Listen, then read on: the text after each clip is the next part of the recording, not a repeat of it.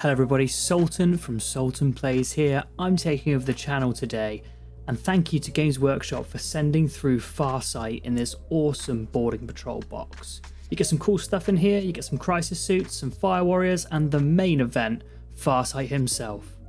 Let's paint him.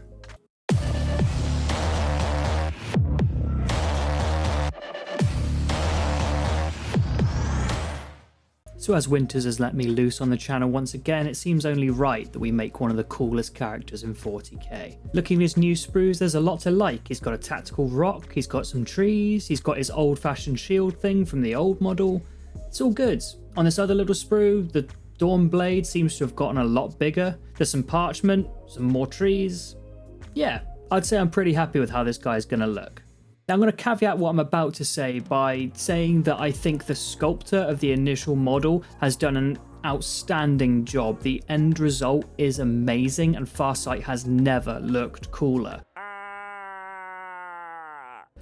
But this model is a nightmare to put together.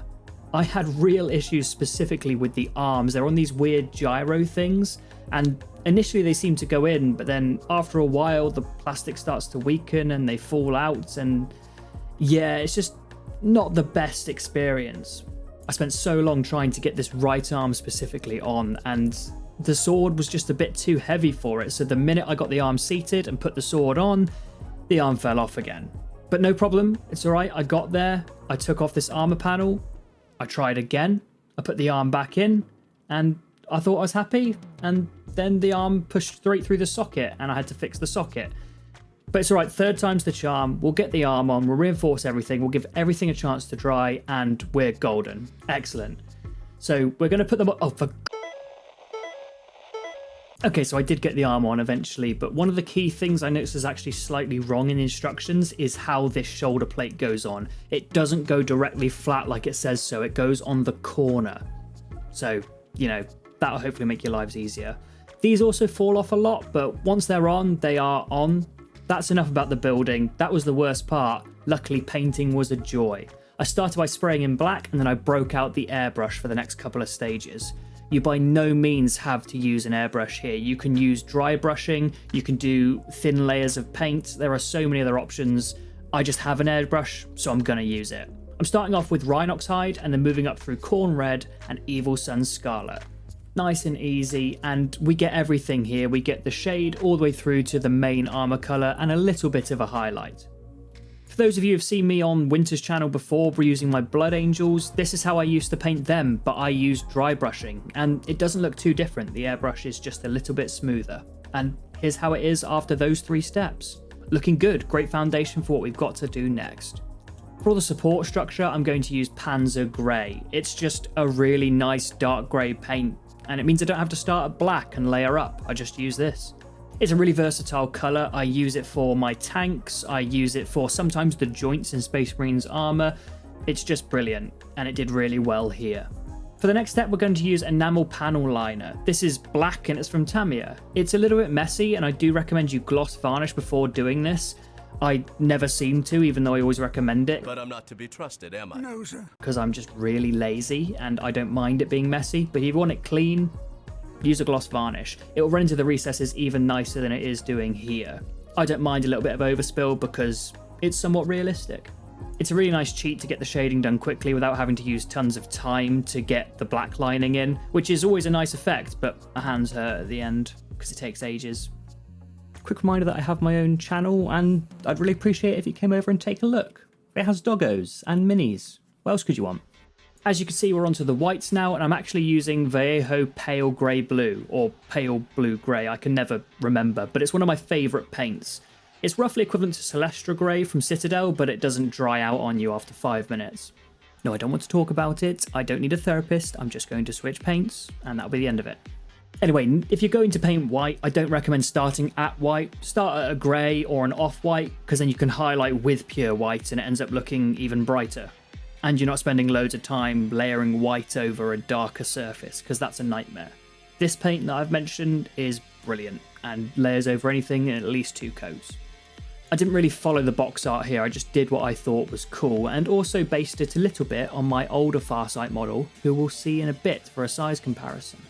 As well as painting the armor panels and some cool accents here and there, I also painted the entirety of the Dawn blade because I'm going to do a cool contrast effect in a bit for some easy power weapon glow. I also used Black Legion to add a few smaller details here and there, like the Tau symbol in his chest, and also on the hilt of the Dawn blade, just to break things up a little bit. These steps are often boring, but they always add a lot because if I just left them red, they'd look really odd and unfinished in the long run. At this point, I went back to the helmet and did some actual black lining without using my enamel paint because I wanted this to be somewhat neat. And as you can see here, it takes a lot of brush control and takes a fair amount of time, which is why I didn't want to do it all over the model. I do think this is a really rewarding process though, and some of my armies, like my Crimson Fists and Salamanders, have proper black line like this all over them. It takes ages, but it's worth it. Now for another spot detail, I used Stegodon scale green all over the hilt of the Dawn blade. It's like Games Workshop don't want us to say the name of their paints, because that took 4 tries. And now I'm going to use Baraknar Burgundy. Oh, first try, nailed it. All over the left-hand leg in a similar pattern to the white stripes on the other leg. Even now the model's done, I'm still not 100% sure if I liked this, but I liked the darker red they were using on the box art, so I took inspiration from that. I didn't have a darker red than Corn Red available, so Baraknar Burgundy was a nice bet, and it doesn't look too bad. Now onto some easy power sword glow, we're going to use some Achillean green all over the area we base coated white. I'm going to create some shadows with this by allowing it to pull slightly in a few key areas. I know roughly where I want my highlights to be, so basically where those aren't, I'm going to make the shadows. I said that badly, but you get what I mean. Where it's not bright, it's got to be dark, so I'm going to make sure that I allow this to pull because it will dry darker there. And I do this by keeping the paint wet and just dragging it into the area I want it to be. Makes sense? Makes sense. Now for a nice clean crisp look, I'm going to use Lugganoth Orange all over the red areas with an edge highlight. This is a really bright highlight to really amp up the contrast, so if I make a mistake it's going to look a little bit bad, but if I just take my time, go carefully and have Corn Red in the background ready to clean up any mistakes, it should be absolutely fine. The next step was to highlight all the grey areas with Dawnstone in the exact same technique. I think edge highlighting is amazing for learning brush control and is a really nice effect even if it is time consuming. It's not a speed painter's thing, but I think it's excellent for becoming better as a painter and also ending up with some really good results. Now for something a little bit different, we're going to use some Rune Lord brass in a few key areas. This just changes up the texture and the dynamics of the model ever so slightly. We've had a lot of matte paints and satin paints, and this just breaks it up a tad. With that done, we're moving back to the sword, and we're going to use Temple Guard Blue as our first highlight and also as a first tidy up layer. This will help those dark shadows blend with the slightly lighter areas. Now going on to our first true highlight, we're going to use Baharoth Blue in the exact same technique, but slightly thinner. I also use this paint for a few nicks and scratches along the edge before switching up to AK's Silver Grey to do the final highlight and deepen those scratches. It's a really nice effect and it's really easy to do. I recommend this for any power weapons, just change up the colour here and there. By change up the colour I mean try purple, try green, that kind of stuff. Same technique though. After highlighting up all the grey areas with Silver Grey, I moved on to the parchment. Here's some easy ways to make it look good. Starting with a base coat of Steel Legion Drab, we then move on to Zandri Dust. Once that's dry, we use Screaming Skull all over the highest areas, and then do an all-over wash with Seraphim Sepia, really focusing towards those shadows. Quick, easy, and effective parchment done. Using the same paints as the sword, I then created a little glow on what I think is the AI control center. I'm assuming there's some lore about that, and I'm looking forward to finding out. The final stage of the parchment was to add some cool writing across all the areas. I know this is more an Imperial thing, and he'd probably use Tau letters, but I wanted to keep it looking fairly neat, and I didn't want to ruin everything by doing big Tau letters, so little scribbles look fine. We can pretend they're Tau writing. I mean, we're already pretending they're human writing on the Space Marines, so yeah, it's all good. We're going to highlight that burgundy paint with a little bit of pink horror, just to keep it all looking neat and in line with everything else we've done. The final highlight on the sword grip, we're going to use Gauss Blaster Green and then give it an all-over wash of very thin Pterodon Turquoise, which is actually a green paint. It should probably swap names with Achillean Green, to be honest. Now before we see the final results, we're going to smash through the base. I want to make this look a lot like the Den of Imagination bases that are for the Sept of Summer Lightning, my Tau Force that you've maybe hopefully seen on the channel, and I have a lot of love for. I'm not going to labour the point because I have a video on my channel describing exactly how I make bases like this, but essentially it's a bit of cork, a bit of rock, and then I use green to dry brush everything. Specifically, this is a custom mix of moot green and that silver grey we used earlier, just to keep things simple. Once that was done, I painted up the trees using Rhinox hide, actually naughtily straight from the pot. You probably shouldn't do this, but it's trees on a base. It'll be fine. It's treason, then. To paint up the leaves, I started with Mournfang Brown, which is a slightly reddish orangey brown, and it's great for this first layer. I then highlighted up with Troll Slayer Orange, and it created this really lovely autumn effect. If you want to add some real looking leaves to your bases, I recommend Green Stuff World's Autumn Leaf Litter. It's great.